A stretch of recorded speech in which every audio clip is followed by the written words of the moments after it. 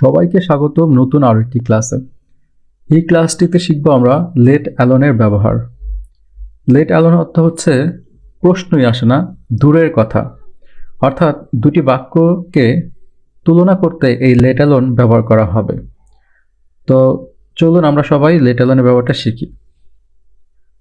এটার কাঠামো বা স্ট্রাকচার হচ্ছে subject plus verb plus simple task অর্থাৎ সহজ কাজ, তারপরে হচ্ছে মাঝখানে লেট অ্যালোন এবং পরের অংশে ডিফিকাল্ট টাস্ক অর্থাৎ কঠিন কাজ।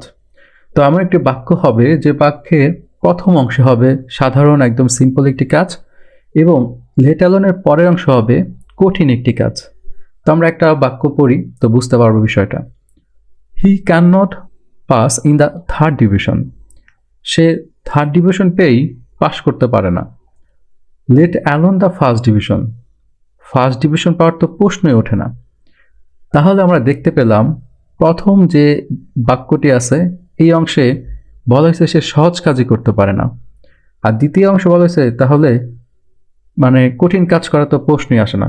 যার কাছে থার্ড ডিভিশন পেয়ে পাশ করা পসিবল হয় না সে কিভাবে ফার্স্ট ডিভিশন পাবে, এটা তো প্রশ্নই আসে না। অর্থাৎ লেট অ্যালোনের অর্থ অনুসারে প্রশ্নই আসে না বা দূরের কথা, এটি এখানে অর্থ প্রদান খুব ভালোভাবে পেয়েছে।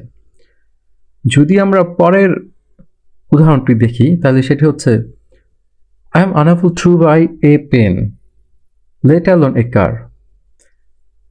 আমার একটি কলম কেনার সক্ষমতা নেই, গাড়ি কেনার তো প্রশ্নই ওঠে না।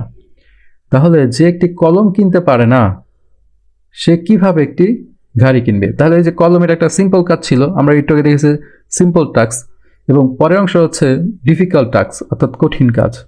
যে একটি সহজ কাজ করতে পারে না, সহজ একটি কাজ যার জন্য অনেক কঠিন, সে কঠিন কাজ কিভাবে করবে সেটা তো প্রশ্নই আসে না।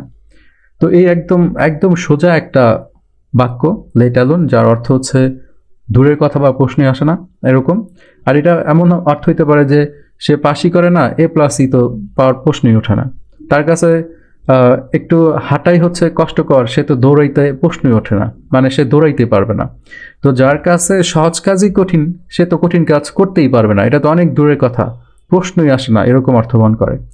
তো হোপফুলি সবাই খুব সহজে এটা বুঝতে পেরেছো যে লেট অ্যালোন কোন ক্ষেত্রে ব্যবহার করা হয়।